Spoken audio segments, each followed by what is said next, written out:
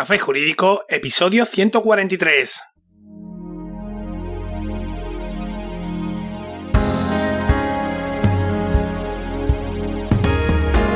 Muy buenas tardes, bienvenidos de nuevo. Hoy jueves 30 de septiembre, mi nombre es Juanma Delgado y esto es Café Jurídico, un espacio de divulgación jurídica donde, en el tiempo que dura un café, abordaremos novedades legislativas, interpretaciones de doctrina y jurisprudencia sobre distintas temáticas, aprenderemos a manejar herramientas para la eficacia y la productividad profesional y, en definitiva, nos acercaremos de una forma amena y distendida al sector jurídico.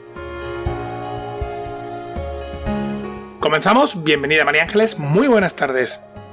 Muy buenas tardes, Juanma, muy buenas tardes a todos. Finalizamos el mes de septiembre, que para mí ha pasado súper rápido, no sé para vosotros. Pero bueno, aquí estamos una tarde más para ayudar a Juanma a dar respuesta a las preguntas que nos habéis ido planteando y dejando tanto en redes sociales como en la página del programa.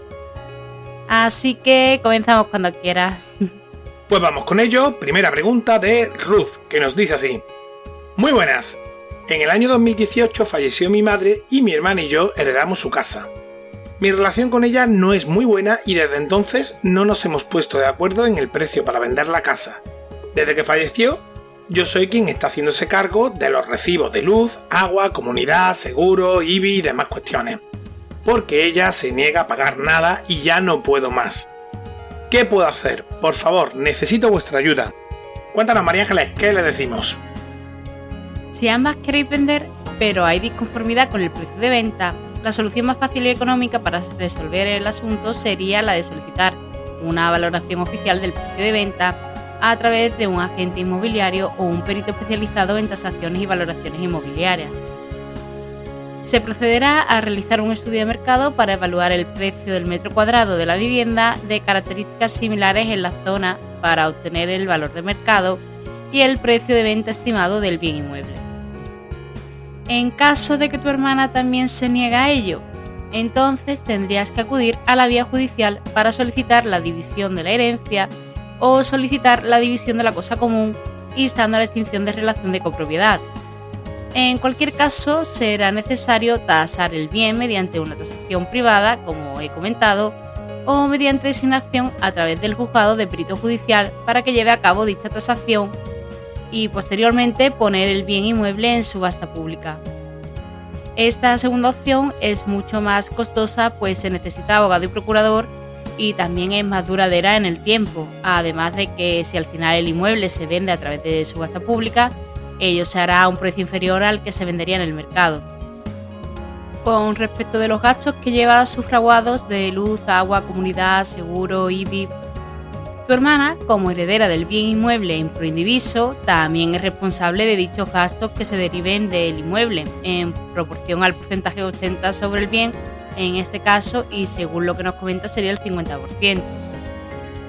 ¿Cómo se niega a pagar? Y si realmente no hay posibilidad de acuerdo, en primer lugar, lo que deberías de hacer es reclamarle el 50% de los gastos que tú has ido abonando de forma fehaciente. Esto se haría mediante un burofax. Y requiriéndole para que como heredera venga a partir de ese momento abonando dichos recibos que se generen. Para ello es muy importante tener los recibos para justificar la deuda. Podrías también, aunque quizás no sea lo más justo, pero que del precio final de la venta y de la parte que a ella le corresponda, descontar dichos gastos que has ido abonando. Si ella está conforme, deberías de recoger esto por escrito o ante notario para asegurarte el pago. Si al final tienes que iniciar acciones judiciales, en este caso lo más habitual es reclamarlos en el mismo procedimiento, incluyéndose en el pasivo de la herencia, o también como otra opción sería la de instar un procedimiento de reclamación de cantidad. No obstante, y antes de iniciar cualquier procedimiento judicial, yo intentaría agotar otras vías, enviándole requerimiento previo, no solo con los gastos que adeuda, sino incluyendo también el mismo un plazo para designar a un perito para tasar la vivienda o designando una inmobiliaria para que lleve a cabo la venta de la misma, presentar una conciliación. Por ello, te recomendaría que acudas con un abogado, pues a veces la intervención del mismo bastaría para alcanzar consenso entre las partes. Espero haberte ayudado con mi respuesta. Un saludo.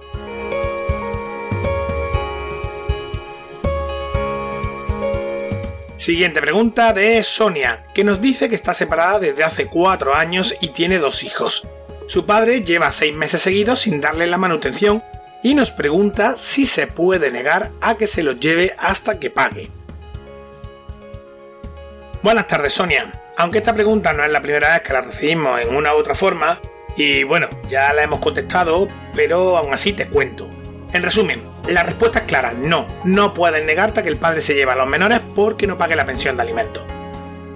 Si no paga la pensión de alimentos, lo que procede es instar una ejecución dineraria. El hecho de que pague o no pague la pensión no puede ser impedimento ni para que se cumpla el régimen de visita y comunicación establecido, por supuesto, ni para que los menores disfruten de su otro progenitor. En cualquier caso, dejar bien claro que los hijos son de ambos progenitores y que no se deben adoptar medidas unilaterales que les afecten muy negativamente, como podrían ser suspender o restringir las visitas con el padre. Si el otro progenitor no cumple las medidas, las que sean, eso no debe ser óbice para que tú sí las cumplas. Esto no es el salvaje oeste donde cada cual se toma la justicia por su cuenta y hace lo que entiende oportuno.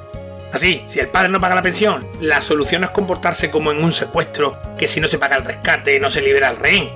La solución está y pasa por adoptar las medidas legalmente previstas y pertinentes, que en este caso es instar una ejecución judicial dineraria por impago de alimentos.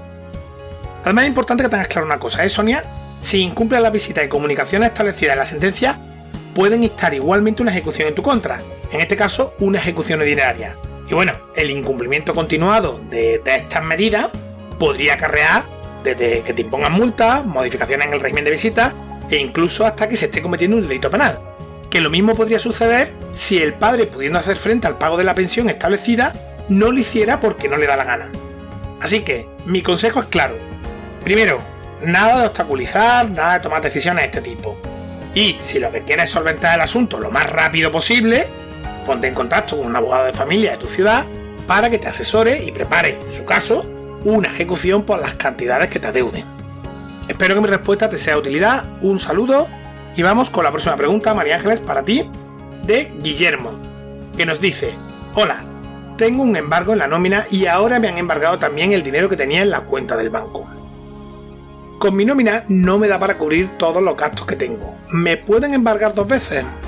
En primer lugar, he de decirte que mi respuesta es bastante genérica, pues en estos casos, para dar una resolución más específica, hay que tener en cuenta el salario que percibes, la deuda contraída, etc. Por ello, y como siempre decimos, es recomendable solicitar un asesoramiento más personalizado para ver cuál es la solución que mejor se adapta atendiendo a tus circunstancias. En principio, el ejecutante puede solicitar el embargo de todos los bienes del deudor, aunque existe una prelación de bienes para embargar, comenzando con los saldos de las cuentas corrientes y posteriormente, entre otras, el salario, aunque en la práctica es bastante habitual que se embargue al mismo tiempo la nómina y los saldos de las cuentas bancarias. Cuando nos encontremos ante este tipo de situaciones, hay que tener en cuenta y cerciorarnos de cuál es el motivo del embargo, para ver si se trata del mismo o no.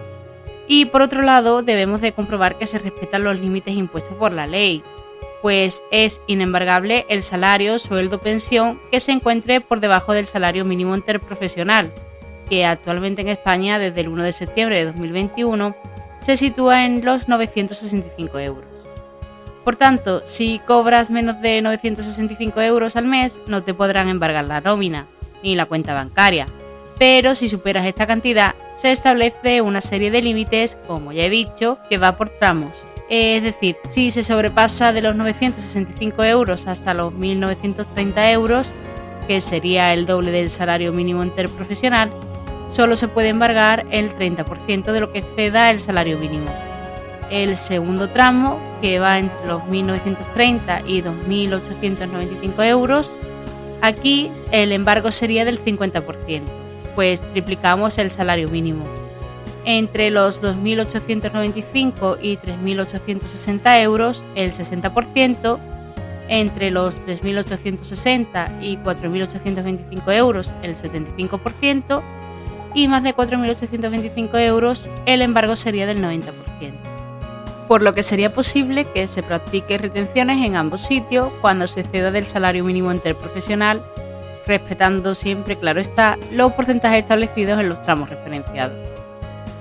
No obstante, si el dinero que tenemos en la cuenta corriente proviene únicamente de la nómina, en la que ya se han practicado por parte del empresario la correspondiente retención con el límite legal, en ese caso se podría solicitar el levantamiento del embargo sobre la cuenta corriente, pues estaría produciendo un embargo doble sobre los salarios y por tanto dicho embargo sería improcedente. En este caso habrá que presentar escrito acreditando dichos extremos. Cosa distinta sería si ese dinero proviene, por ejemplo, de una devolución de Hacienda. En cualquier caso, hay que tener en cuenta que el embargo sea proporcional a la deuda que se reclama, que se pueden embargar todos los bienes del deudor o aquellos que sean suficientes para cubrir la deuda, pero no pueden embargar las cantidades del deudor que no superen el salario mínimo interprofesional. Es decir, no es posible embargar todo tu sueldo y aunque puedan embargar de la cuenta bancaria el importe necesario hasta cubrir el total de lo deudado, se ha de respetar los límites establecidos y en ningún caso te pueden dejar la cuenta al descubierto en números rojos.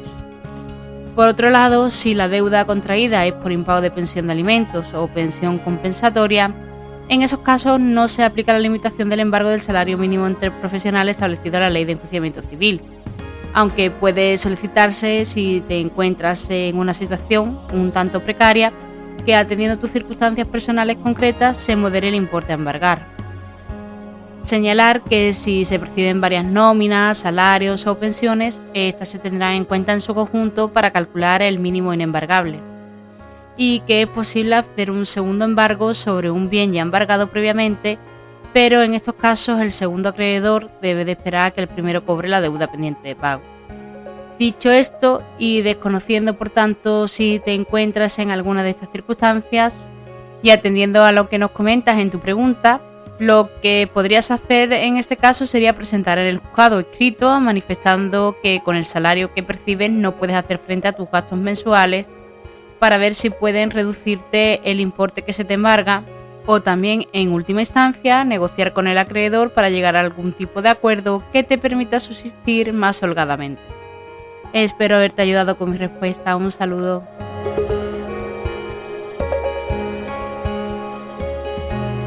Siguiente pregunta de David, que nos dice que el día 3 de septiembre del 2021 le ha llegado una multa del 20 de septiembre del 2019 por tenencia de estupefacientes, concretamente de resina de cannabis.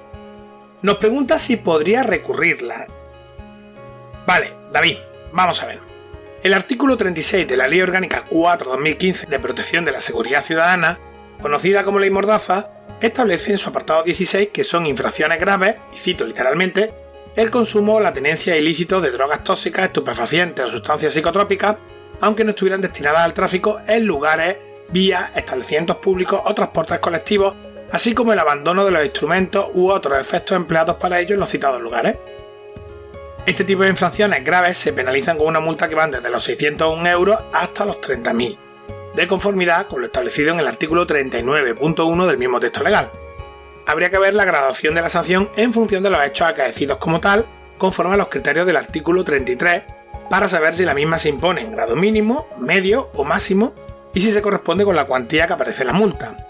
Que, aunque no me das detalles, si no hay reincidencia y por los hechos que describes, podría ser perfectamente en grado mínimo. En cualquier caso, aquí lo importante es que por las fechas que nos indica, la misma podría haber prescrito, porque el artículo 38 de la Ley de Protección de la Seguridad Ciudadana establece que estas infracciones administrativas prescribirán al año de haberse cometido. Pero ojo, aquí hay que tener en cuenta varias cosillas, ¿vale? Lo primero, que la prescripción se interrumpe por cualquier actuación administrativa de la que tengas conocimiento formal y que haya sido dirigida en relación a la sanción o la infracción o cualquier cuestión relacionada con los hechos acaecidos como tal. Y de igual forma también se interrumpe con la apertura de un procedimiento penal. Así que habría que ver si efectivamente se han producido estas cuestiones o no, porque dependiendo de ello habría prescrito o no. Espero que mi respuesta te sea de utilidad. Muchas gracias por escribirnos y recibe un fuerte saludo. Bueno, Juanma, ¿tenemos alguna pregunta más para el programa de hoy? Sí hay más, pero si te parece, María Ángeles, las vamos a dejar para el próximo programa de preguntas y respuestas, que yo creo que ya por hoy está bien. Perfecto, pues en ese caso me despido de todos y nos vemos de nuevo muy pronto. Claro que sí, aunque antes de irnos, como siempre, toca recordar que si eres oyente y tienes dudas legales, te animes a escribirnos. Sin tu ayuda, esta sección no sería posible. Es más, directamente no sería. Para hacerlo, solo tienes que acudir a nuestra página web, cafejurídico.es, y en el menú principal pulsa sobre consultar, rellenas el formulario y ya está. Tan pronto como la recibamos, daremos contestación en próximos programas de preguntas y respuestas. Recordad igualmente que podéis escribirnos, seguirnos y escucharnos desde las principales plataformas del sector. Ya sabes, iTunes, iVoox, Spotify, Spreaker, Google Podcast, Podimo, Deezer, Amazon Music, YouTube y así hasta más de 35. En cualquier caso, nos escuches desde donde nos escuches, suscríbete. Emitimos programa los martes y jueves a las 4:30 de la tarde. Como siempre, muchas gracias por tu tiempo y por habernos escuchado hasta el final. Recuerda que nos vemos el próximo martes donde, un día más, acompañados de un café, nos acercaremos de una forma amena y distendida a las novedades y cuestiones del sector jurídico. Entre tanto, cuídate mucho y adiós.